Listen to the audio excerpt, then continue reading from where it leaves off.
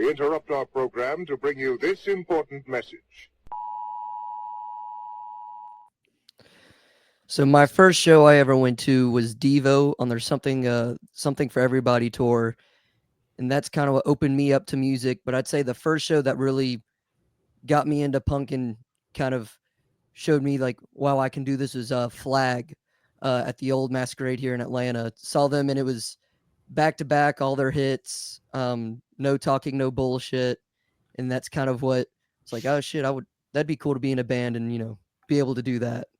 Yeah, I saw Weird Al, and that changed my life. I was in 4th grade, and I saw that was my first concert. I didn't care about music at all before that, and they dragged me out. I remember not even wanting to go to that, but they dragged me out, him and my dad. And after I saw them, it was like, bam, like music's awesome. Went straight from that to Weird Al. So from Weird Al to David Bowie. How about that? Yeah, that's what I meant. Once you hear My Bologna, that shit changes your life. Yeah. Yeah, I don't know how, but I got turned on to David Bowie after that, and then I guess I got into Devo after. I remember listening to a lot of Devo and the Dead Milkmen, which that was all kind of fun for like a 5th grader. Yeah. It's all kind of fun music. So then from there, I kind of launched into punk rock. I want to say the Dead Kennedys were kind of my like entry in like the 6th grade. That was when I was like, okay, it can be a little fast and mean too. Like, this is awesome. Yeah, that's probably the best entry you can get. They stepping up from Weird Al to yeah. I mean, that's but in the 5th grade, I mean, everything is new and exciting, so you can't go wrong with that. No, right? And then I don't. What about Noel? What about you, buddy? That was his favorite band, Noel's a huge fan of Huey Lewis and the News. Of who? Say it again. Noel's a huge fan of Huey Lewis and the News. He's always having us play sports in the van. I always call them Huey Lewis and the Snooze. and it's just one of those things. And man, I've said it before. If I say I don't like some certain band or music, usually it's not like a visceral reaction, unless it's like Sade or Depeche Mode, and then I get like, they're like really visceral, like I can't stand it, turn that crap off. But with Huey Lewis, I think because I was a kid when that was big, so it's on the radio constantly, and it was just like bubble gum to me, or whatever. Yeah, kind of just a little cute. Yeah, when I was younger, Dad was always trying to take me out to concerts. So, went to Devo. My second show was Huey Lewis and the News. And, expected him to play the fucking hits and everything. And he came out there and played like his fucking new album and played, maybe played Power of Love and another song and then didn't do anything else. Like, damn, this shit fucking sucks. Hey, you got to know your audience. You know what I'm saying? Like, Huey, you got to know your audience. Now, when Huey Lewis started, what was the pit like? It was insane. It was insane. I never seen anything like it. That moment changed my life. I saw Huey Lewis up there and I was like, shit. Saw the heart of rock and roll right there in that crowd. The heart of rock and roll is still beating. It's still beating. Look, hey, I will say that song, like Heart of Rock and Roll to me, is like H2O's Faster Than the World, because they're calling out like all the cities, that they toured. Yeah.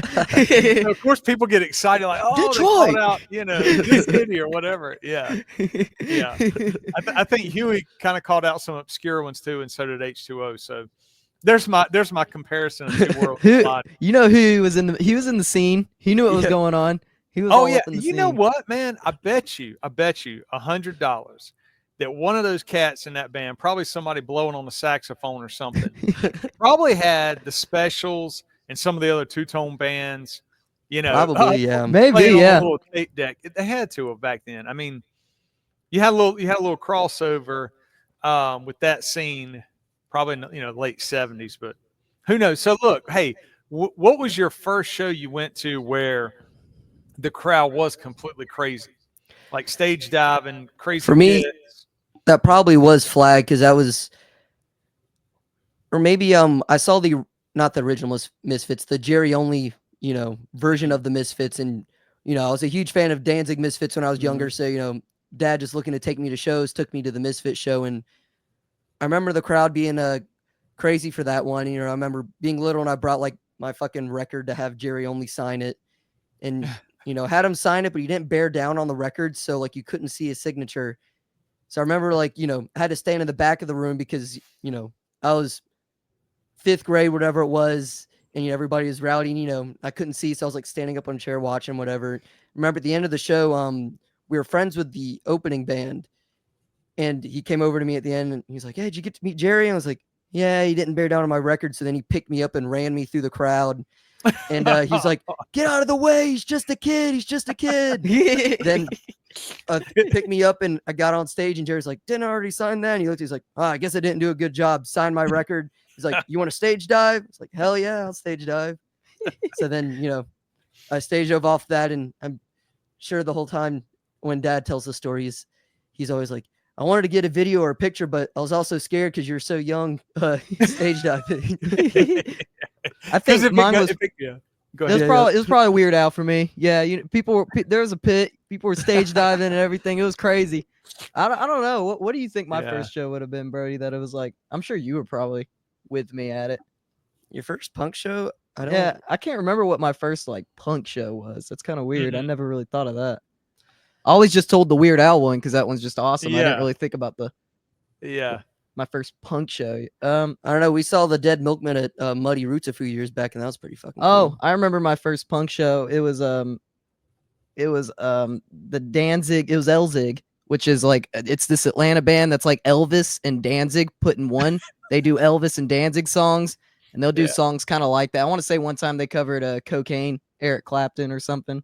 Oh my But gosh. the guy comes out with like it's a hybrid Danzig Elvis outfit. Like he's got like the devil lock, but he also has like the Elvis like robe on and everything. I want to say that was my first punk show.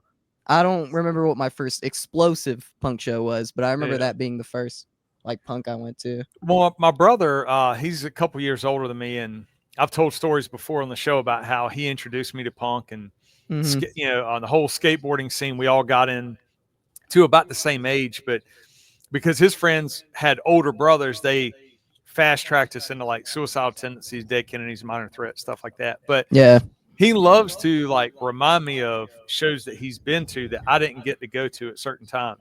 So like one of them, Danzig played, I think it was like right after Danzig formed. And like the first album came out, so it was a tour. So he was still playing like the club circuit, that you would see different bands play on. He wasn't some huge rock star. But the way the story goes is where he played that he came out like a rock star and had like chicken wire fencing or whatever between him, like from the stage and the audience. You got to think like these kids. I mean, this would have been like, gosh, like 1990 or something, or 91 maybe, or somewhere around there. But these kids were so used to stage diving and having pits going and stuff that it was like, oh, who does he think he is? So they'll start throwing bottles and trash and whatever. It's like the Blues Brothers. It's like that scene in the Blues Brothers. I remember our uncle was at a Danzig show, and he said they didn't like stage diving or any of that kind of shit, but he's crowd surfing or whatever, and he says he got like right up to the to the stage, and Danzig kneeled on him and kept on him until the security guard came and dragged him away and threw him out the show. It's so crazy to come. I get it like now because I'm older, but like to come from that scene and you're playing music that people love. I don't know. I don't get the whole rock star thing. Like even when bands get huge, even if it's not always in the States, you know how that is. Like Sick of It All is one of those bands that I've seen them play in a small club. At the same time, 6 months later, they're also touring overseas or down in like South America or somewhere. It's like these huge venues of 20, 30,000 people, but their attitudes never change. Like they don't look at it like, well, we're rock stars, and I don't know. Like I've always enjoyed. And I think that's the punk rock thing. I think it's always important to remember where you came from and all that kind of shit, and still be cool and accessible. And that's always been my favorite part. Like when we saw Circle Jerks in 7 Seconds a few years ago, Kevin Seconds was just out hanging out in the crowd. There was no rock star bullshit. There was no him acting like he was better than everybody. He was just out there talking with everybody. We went up, talked with him, asked for a picture, and he was cool. Couldn't be any nicer. Yeah, I remember when we played with Guttermouth, and they had there were these kids in the crowd. It was a pretty explosive crowd too. Like it was a good show. It was a good show. a lot of people slamming, and there are these kids in the crowd, and one of them started yelling something like, "We have a band, like this sort of, I can play guitar," like that kind of thing, and the singer was like, "Oh yeah, you have a band?" And they're like, "Yeah, can we play a song?" And everyone in Guttermouth, they're like, "Yeah, sure, come up on stage." And Guttermouth got up off the stage, handed them their guitars and everything, let them play their instruments, stood on the side of the stage and watched these kids play a song. And then the kids were like, "Thank you so much, blah, blah." They went through their song, gave them back their guitars and everything. The Guttermouth just went right back into their set like it was cool. And I just thought that was so awesome. That's the best. Like going back to Sick of It All. Same thing. Like they're playing a small club, and I guess there was a dude in the audience that was like perfectly timing every lyric. Yeah. So at one point he jumps on stage, they hand him the mic, and now the song escapes. I don't think it was Clobbering Time, but I mean, like he hit it, and it was like the whole place went crazy because he was a local. Yeah. They take the mic back, and then they just go to singing. There's something like that I tell people, and this carries on into like the professional world.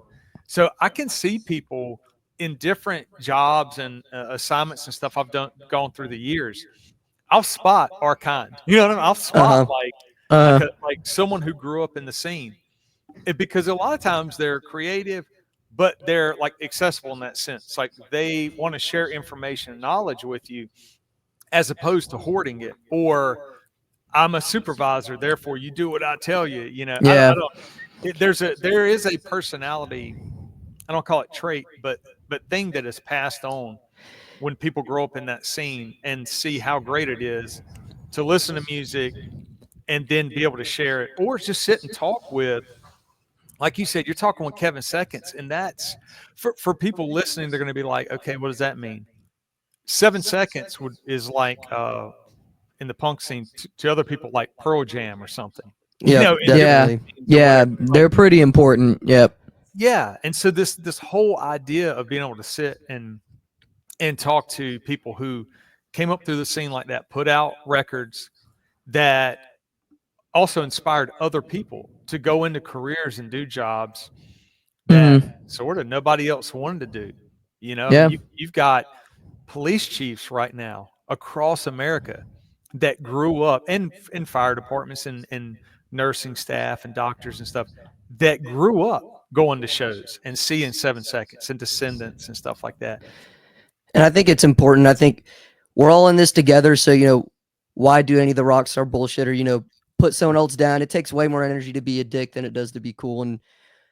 And Joe Queer from the Queers, he lives right around here. And so I'll go up and help him record bands all the time. He recorded our newest record coming out and our last record.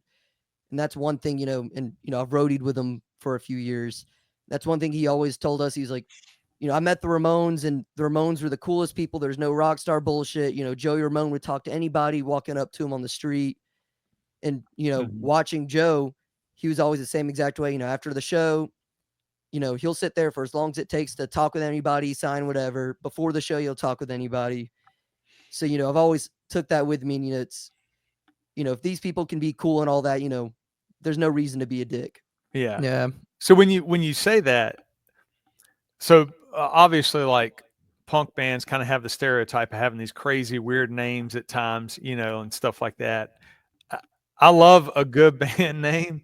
And I was told about you guys maybe about 3 or 4 years ago. I lose track now, but probably about 2 or 3 years ago, somewhere around there. And when I heard the name Billy Bats and the Made Men, immediately I was like, okay, I got to check it out. Oh, yeah. I dig organized crime, but I also think that if a band knows, we got to have a name that is incredible. I fell in love right then. It's funny. I think that the name, for some people, it doesn't work because they'll be like, it's too long, or like I don't know. We've been told that we're playing. People are like, it's too long. You should just be this or that, or people just don't understand it or know what it comes from. But yeah, that's kind of we're into movies, pop culture, all that kind of shit. And a lot of our songs, if you listen to them, like Paul Bellini's about Paul Bellini from Kids in the Hall, or one of our songs, Bobby Finstock's, about Coach Bobby Finstock from Teen Wolf. So we always like that kind of stuff. So I feel like Billy Bats and the Made Men, we love Goodfellas. So it just kind of Mm-hmm. You hear that, then listen to our music. We're just fans of all that kind of shit. Yeah. Well, it nails it. Because okay, think about like I've told people, and this goes back now, whatever, 15 years ago. I can't remember when they came. 20 years ago, me first and the Gimme Gimmes. And I would tell Mhm. people that, and they're like, "What the hell are you saying?" Because I have a strong Southern accent, so I'm like, Uh-huh. "Me first, and the gimme gimmes," and they're like, "That's stupid." But then they hear it, of course, Hmm. and I don't know if y'all know what I'm talking about, but Yeah, they're yeah, yeah. covers of like everything, but they do it in like that punk sound. But either way, your name's not too long. You don't That think so? made Good, I don't good. think so either. I'm all right with it. No, You know what? When we're on a flyer or on any of those festivals, it takes up some real estate. There you yeah, go. but Yeah, that's and true. that's a good point. You can also do so much with it in like shirt designs or album covers, but like you can make the shirt look like old school La Cosa Nostra type, mob Mhm. Uh-huh. stuff, or flip it up and do all the traditional punk stuff. But I dig it. I will say too, this is the great thing, and I'm not like bashing any other bands. You can tell when a band appreciates the sound, the music, and it comes through, and so it's authentic. You know what I mean? And Mhm. then sometimes bands try, and I get it because they like the music, but it's almost like manufactured for them. You know what I mean? Yeah. Like they're like, oh, this is real punk, or this is real kind of hardcore sounding. I think that because I hear music through that ear now as a older dude, but when I listen to y'all, I'm like, they got it, man. Like my brother and I go back and forth about stuff like that too. Like, man, they nail it. So it's incredible. That's one thing. Whenever we always try with our stuff, it's we never are trying to write a certain song for a certain reason or sound a certain way. It's just you know a combination of what we listen to and what we grew up doing, and we're just making music that we want to make. There's never any I think we'll get more listens or more buys or any of that. I mean, it's punk rock. I think you start losing a little bit of the punk edge when you're trying to write for a certain reason or you're trying to write and make a certain sound. I think the most authentic is when you're just making it and it's just whatever's inside of you. There's no I'm trying to write a pop punk song today. I'm gonna write a good song today. Right.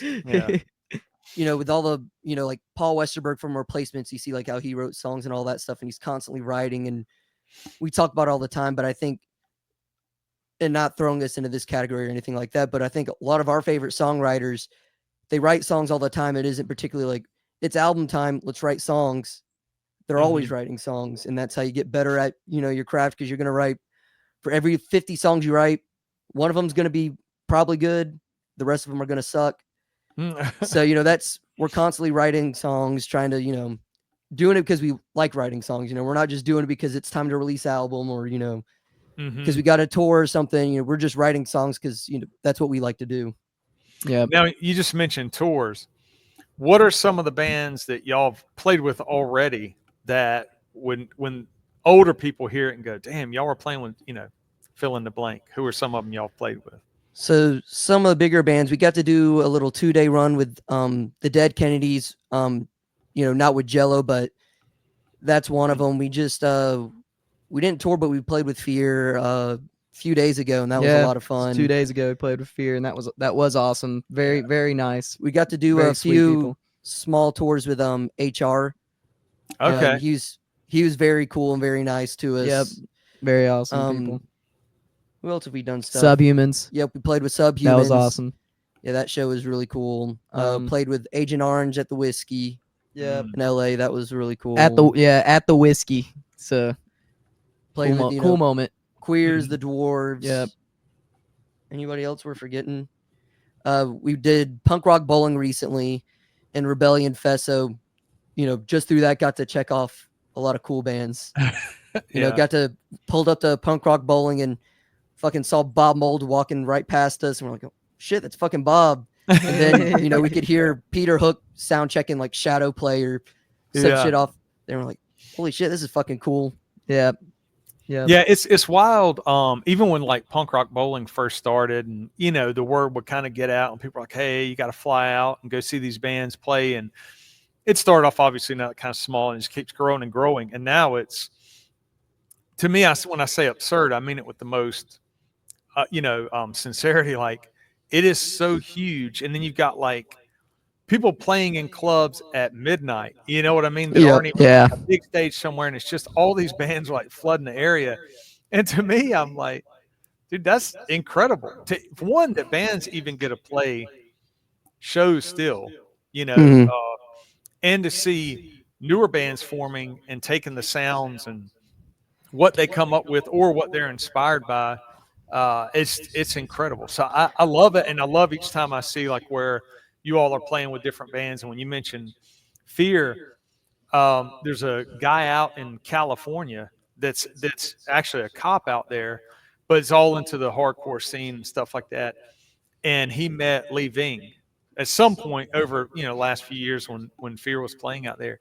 And he's like, dude, like growing up, you would hear Fear, or maybe you would catch him in a movie here and there, because he was an actor back in the day. Mm-hmm. And you would just think like, oh my gosh, he's going to be such a jerk, because how they would kind of poke at the crowd and just Yeah. it would make people go crazy. He's like just the nicest guy in the world. Yeah, he was really nice to us. Yeah, we went and talked with all of them, him and Spit Sticks, nicest people. Spit was in the back room talking with us for a long time. After the show, we sat there and talked with Lee Ving for a while, and he was really complimentary of the band, super nice to us, and all got to take a picture. And I brought my a while back I got an original pressing of More Beer, so I brought that with me. It's like, yeah, hopefully they'll sign it, and signed it, no questions asked. Was super cool about it. Yeah, that's what I love. I love that bands are still touring, but also like that, like sharing the motivation, not the, oh, this sucks. You're going to hate touring. You're going to hate this, or they're still, think about it. I mean, they're still playing. Those cats, were in like 1980, 81. Yeah, it's cool seeing bands like The Damned came through recently with their lineup from like Black Album and Strawberries. And it's cool seeing people, they're still able to tour after all these years and stuff like that. And people still love them. And you look at the crowd, and there's still young people going out in the crowd that, that are still into them. So it's cool, watching them be able to still do it and, make money and all that kind of stuff. Because, back in the day, I'm sure Fear and a lot of these bands didn't get to make a lot of money doing it. So it's cool now that they're able at least to get a little bit of something to, help them with, whatever they have going on. Get something back from it all, for sure. And, to see all the fans come out and, how influential they were. Because I remember reading it. I used to take lessons from Roger Miller from Mission of Burma through Skype during COVID. And I remember he was telling me when they first started, they're playing shows, and, they'd play a lot of shows and nobody was at them or anything. They break up this big influential band to, a whole bunch of people.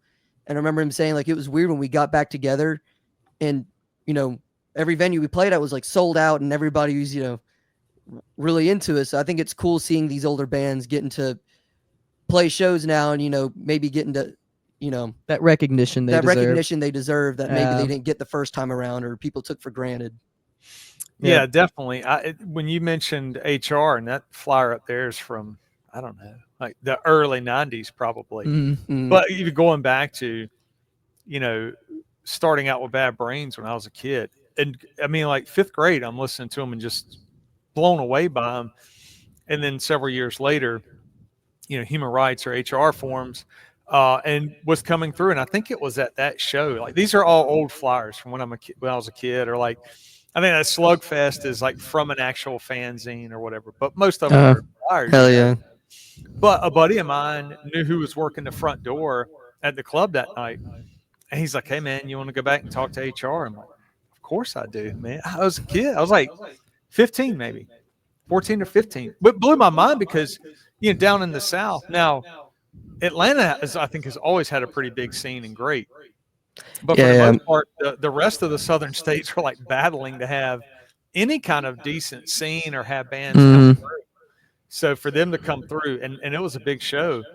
I think maybe their first or second record was pretty big then. But man, it was great sitting and talk to him, and nothing crazy. We were just sitting and relaxing. You know what I mean? Yeah, that's the cool part about talking with some of these people. It's cool, like just talking with them on a personal level, or there's no rock star bullshit in there or anything Yeah, like that. They're not trying to talk to you and act Yeah. like they're better than you. They're talking to you like you're a peer Yeah. and all that kind of stuff. And that's what always drew me to punk rock. You know, you watch Circle Jerk or Descendants play or anything like that. And even when they're on the stage, they're not in, you know, a uniform. They're not in anything, you know, it's just the clothes that they're wearing earlier in the day or whatever the fuck, you know, they were doing. And they Yeah. get up on stage and do it. And to me, that was always so cool. Cause it's like, you know, you see Milo up there and he's wearing his shorts and, you know, just a t-shirt, you know, like everybody else in the crowd. Yeah. That always spoke to me way more than seeing somebody like in a leather jacket or with spikes. You know, that's cool. And I like those bands and that all has its place, but it just spoke to me more seeing somebody in normal clothing out there just up there and they don't care. You know, they're just doing More of a working class kind of Yeah. edge to it. Then, you know, I spiked up my hair and we look really cool with our spikes and stuff, you know, our studs and everything. Yeah. Which is all fine too. That has its place, but I Well, agree with Brody. it does, but my thing, like when I got into it, and the bands that spoke to me, like you were saying, like everybody kind of has their favorites, and it can be like for the sound or it can be for the energy. You know, you just go to the show and you're like, it's crazy, everything's going, you know, nuts. And then some of the bands you're like studying the lyrics and you're just like, man, like this you know speaks to me. You know, like do something, be something, change the scene, be a better person, make the world a better place. You know, stuff like that. And so there were certain bands that just kind of rang true with me too. And when I go back and look at it, it really had nothing to do with anybody with a huge spike mohawk or, you know, huge leather jackets or like just this kind of stereotypical punk image. Because that was kind of on its way out, you know, late 80s kind of thing with different bands. and that's what I enjoyed about the 80s. The 80s hardcore and all that, like Naked Ray Gun, Peg Boy, you know, Circle Jerks, Descendants, you know, look at Decline, and a lot of them just, you know, Yeah.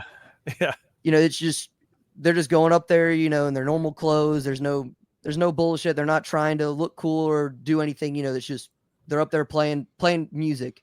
You know, when you watch that, it feels like it's more about the music than, you know, Yeah, it's all about the than music. trying to, you know, make sure your image is right and all that shit. You know, they're going up there Yeah. and, you know, it's authentic what they're doing. And the Yeah. image, that all that stuff adds culture. It does add a culture to punk rock, which is great. But at the end of the day, it really is about the music, you know? Yeah. I mean, when you mention Naked Reagan, I always tell people that, like, man, you got to check out this band. Yep. Because people love like different sounds.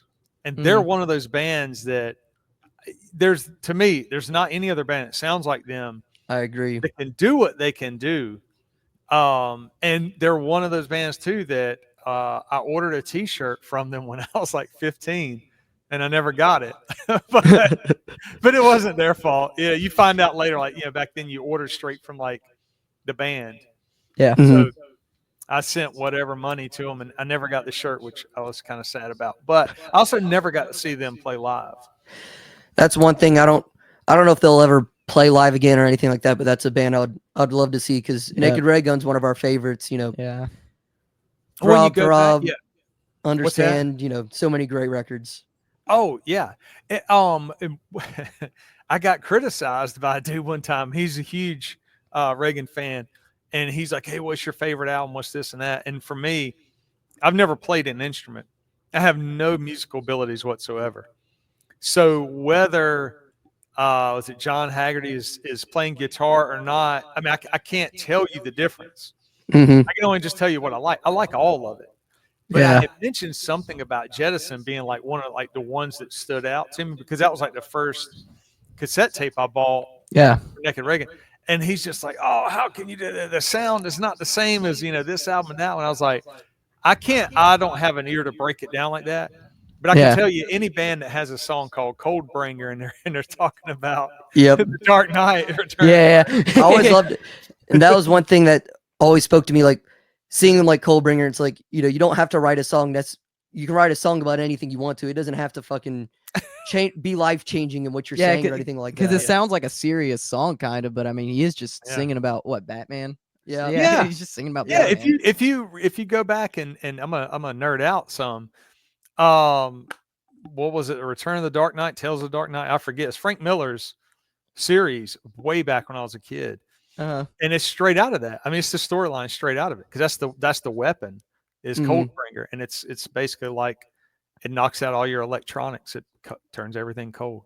Unless I'm wrong, but I don't think I'm wrong on that. That's how my memory is anyway. No, I'm pretty sure you're right. I remember reading the lyrics and looking into all that stuff, and Yeah. that was cool. I Yeah. love Jettison's one of my favorites too. Jettison, Understand, and All Rise are probably my three favorite Ray Gun, but they're one of those bands too. It's each album has a different sound that it's kind of hard to pick because everything sounds so different. So it's almost hard to compare one album to another. My personal favorites, Understand, but I mean Jettison's super great. All Rise I love All Rise. All Rise it sounds a little more. I think that's earlier in their career. It sounds more stripped down, but I like that about it.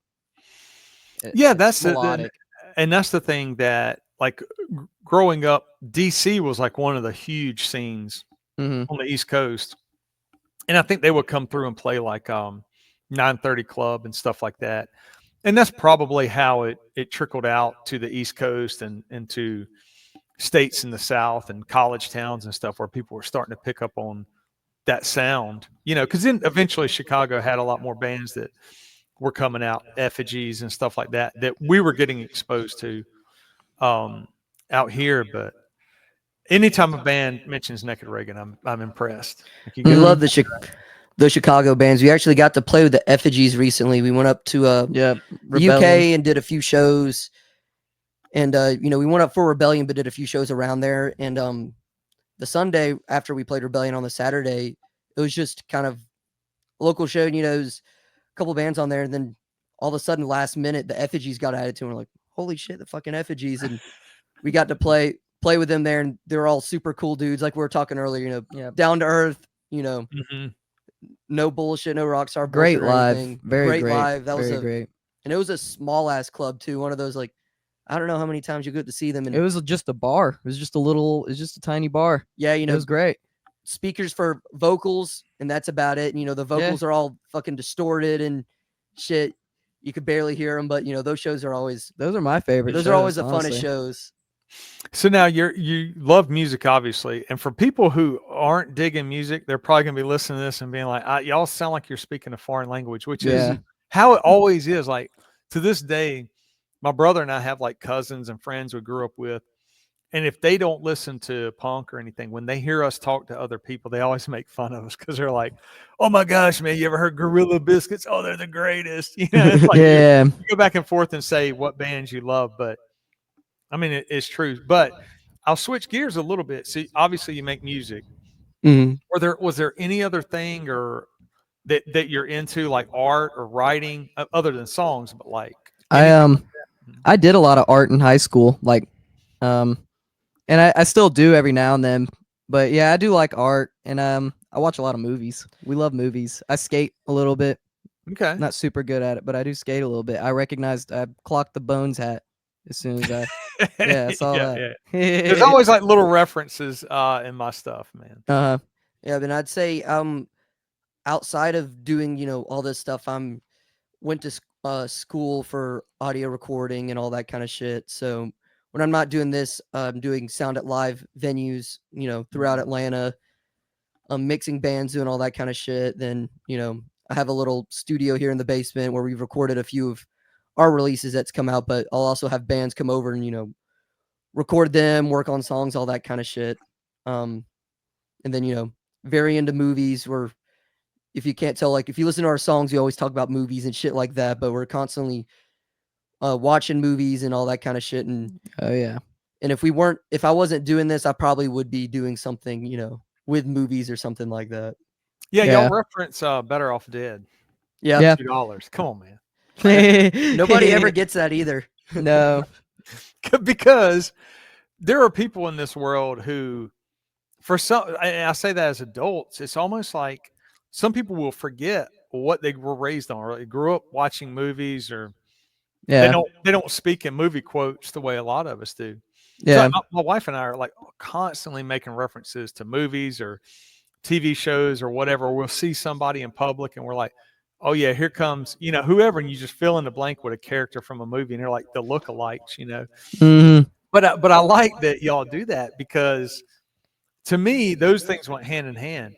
Like there were just a certain scene of movies back then, to me, that just can't be replicated.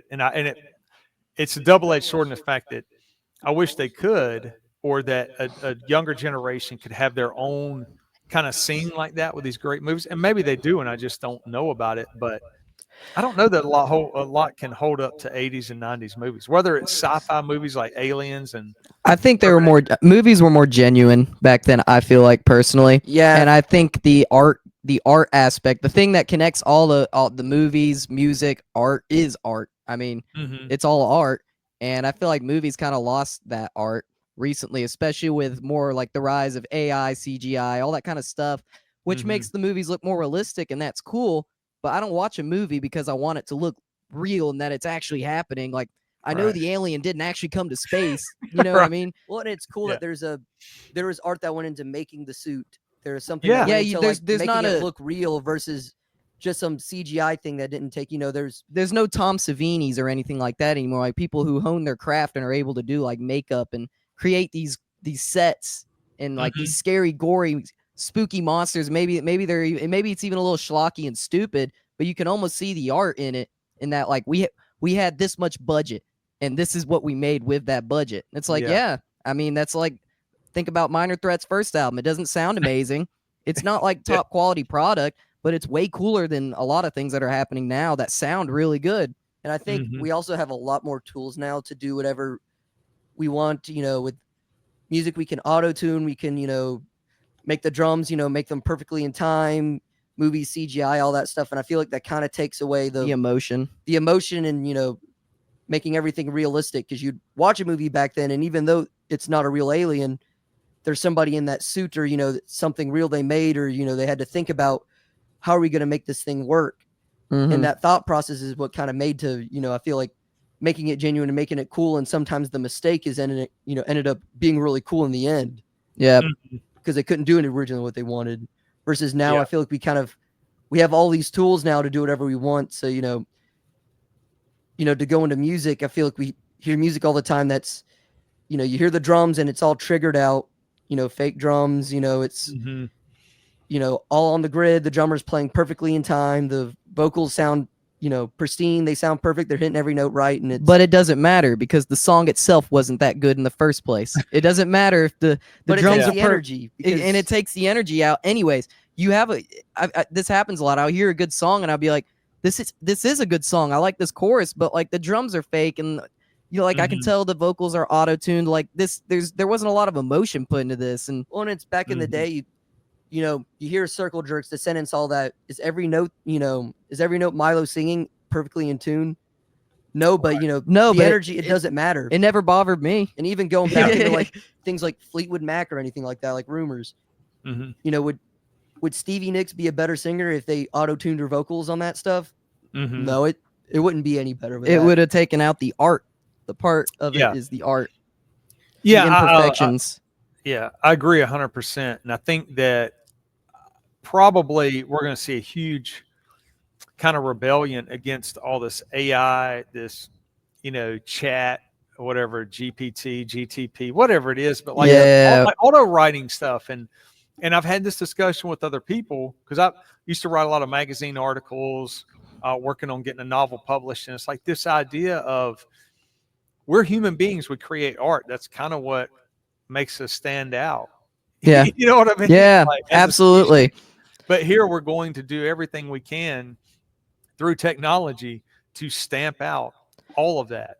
And make everything robotic. And that's what made the movies, inhuman. To circle back to that, that's what makes the movies stand out, because, you had an individual artist working on the effects, or, doing this and that. So it had a little more personality versus now, they're with CGI and all that kind of stuff.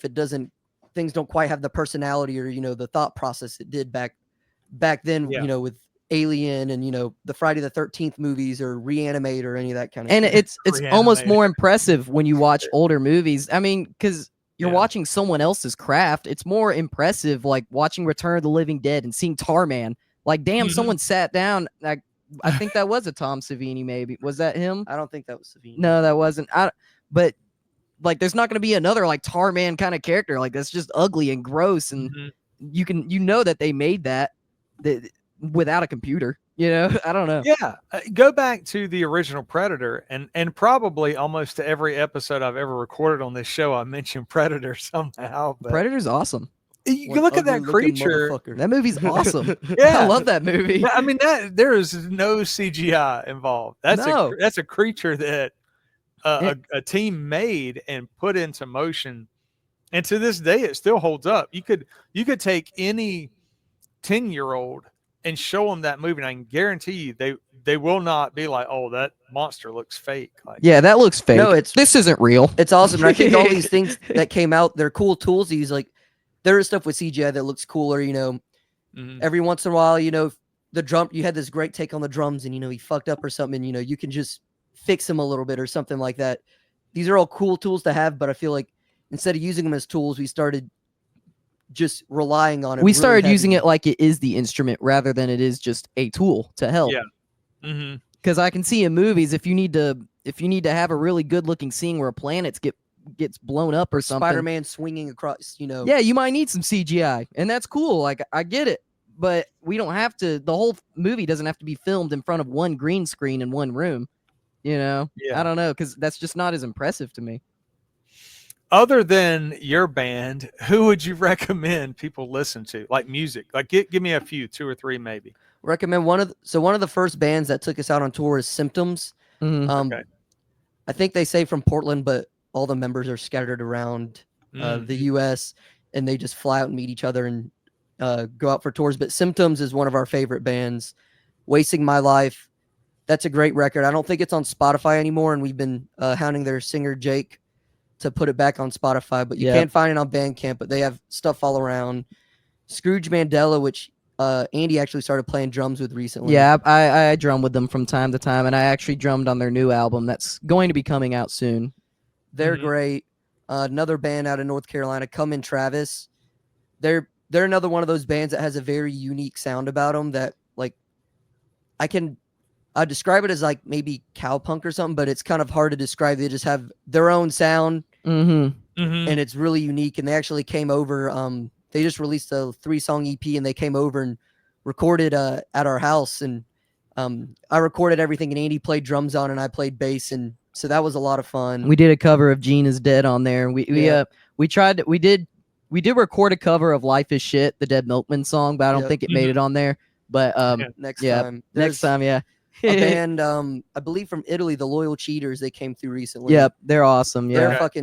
their drummer is fucking amazing. We played with them like 2 or 3 times, and I swear to God, every time we saw him, he hit the drums so fucking hard, like the fucking snare would fucking break or something. Yeah, like that. he didn't break sticks, Yeah. he broke the drums. Like that guy, he was Yeah. really impressive to watch. I was from the side just like damn it, fuck this Mhm. guy. Like he's so good, you know. You know, there's- He's showing me up real bad. This guy's awesome. In South Carolina, we've played with Energy. They're really cool. Exaggerators. Yep. Yep. Exaggerators are really cool. Yep.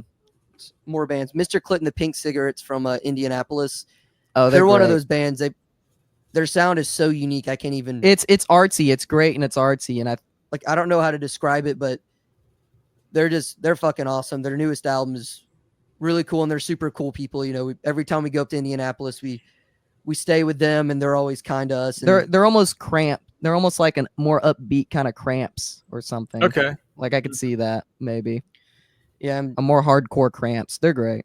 trying to think of other bands. Hopeless Otis from New York. They're Yep. fucking awesome. Hopeless Otis is great. That sounds like a ska band right off the bat. Like just Hopeless when I hear Otis, They're Hopeless Otis. more how would you describe them? I don't want to say street punk because it's not. It's a little more melodic than street punk. Yeah, Okay. it kind of has maybe a little bit of a oi thing. I don't know how to describe them, but they just sound like a ska band, but they're not ska. It's just the title, and I think there was a ska band with Otis in the title. That Oh, maybe. the name escapes me right now, but that's how my brain works. I remember we were fucking up in playing New York, and Hopeless Otis set up a show for us up there, and it was cold as a motherfucker. And I remember we Oh. were fucking Noel had us like walk to a fucking record store because we showed up early. Whenever you play like in New York and places like that, there's not like a parking lot, so it's street parking. So we showed up early so we could park in front of the venue. We're bored as fuck, so we're like, Noel's like, "Hey, there's a record store down here. It's like a 10-minute walk." We're like, "All right." So we walk down there and it's cold as a motherfucker. We're from Georgia. We're not used to that shit. Uh-huh. So the walk ends up being like, maybe we're exaggerating now, because we're just complainers, but like it felt like 45 minutes to an hour, and it was cold as a motherfucker. And we Oh man. get there, we get back, and we're all like, God damn, it's cold. And then we see Hopeless Otis walk in, and he's in his fucking shorts. Larry, the singer, he's just in his shorts. I'm like, God damn, how do you do it? I'm like, it's a t-shirt. Have like 2 jackets on, a fucking scarf, gloves on. Yeah, it was cold. I did get a 7 seconds live record at that record shop though, and that was pretty rad. And it was like later, like mid era stuff where they're doing a lot of stuff off like that Trust EP, Praise Trust, and like a lot of stuff from that kind of era, like the New Wind kind of era. That is a cool thing of touring, is getting to go to the record stores and find find cool ass records. Which we recently went on a tour of the band, kind of around our age. They're called 504 Plan from DC. Yeah, they're really cool. It's cool seeing more people our age and stuff like that, kind of getting in a van or their SUV and going out and touring. So they're really cool. Yeah, they're kind of like old school hardcore, like Minor Threat with like the politics of the dead Kennedys kind of thing. Okay. Yeah, they're great. Yeah, their singer has a lot of energy. Their singer cool. And their singer almost has like an HR thing going on. So there's like three big shoes to fill. 3 classics just like lumped in one. Yeah, he runs around the stage and he's wild to watch. They're a good time. They're great. Yeah, we went on tour, which I guess they're not a newer band, but Moving Targets from like back in the 90s. They were on Tang back in the day. Okay. Incredidible live show. Yeah, we went on tour with them, and I think Kenny's the singer and guitar Kenny player. Chambers. Yep. I remember he's been in the scene forever. He's like, yeah, our first show was with Bad Brains at CBGB. When they did those classic CBGB shows, like 2 or 3 of them in a row. I was like, holy shit, him just. Yeah, I remember seeing Husker do. I don't even think it was for the Zen Arcade album. I think it was like Metal Circus or something, which Husker Du's one of our favorite bands. Yeah, we love Husker Du. So just hearing him talk about all that shit, and he's like, I'm friends with Ben Daly from Lemonheads, and we're fans of like early Lemonheads, not so much, Well, they were on Tang, right? Yeah. Yeah. The early Tang stuff is really good, like Hate Your Friends and stuff like that. And so he'd talk about that, but they were super good. They're tight as hell. Every night they brought it. Didn't matter if there was 100 people in the audience or 5 people, and those are always my favorite bands. That's to wrap back around to Symptoms. That was one thing that was very, spoke to us when we first saw them, because they took us out on our first tour, and some of the shows we played just didn't have anybody at them. Yeah. But every night you watch Symptoms play, and it was, they're into it. They're playing like, there's 100 people, 200, whatever it was in the audience. And, being younger and seeing that, I was like, that's fucking cool. These guys they're doing this because, they love playing music and they're having a good time with each other. They're not doing it, they don't give a fuck if there's 5 people out there or not. And, even though there's 5 people out there, those are 5 people that might come back next time, that might buy some shit or, become your best friends later. And that's kind of been the coolest part about touring.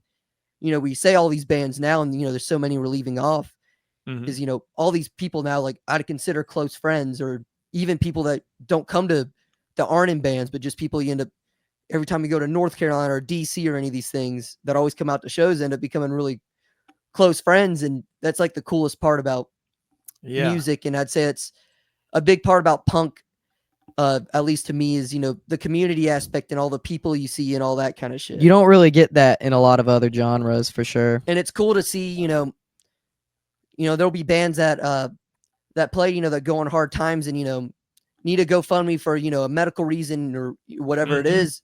And it's cool seeing people from, all around, come together and, help them, and, everybody has their back. Yeah. Yeah.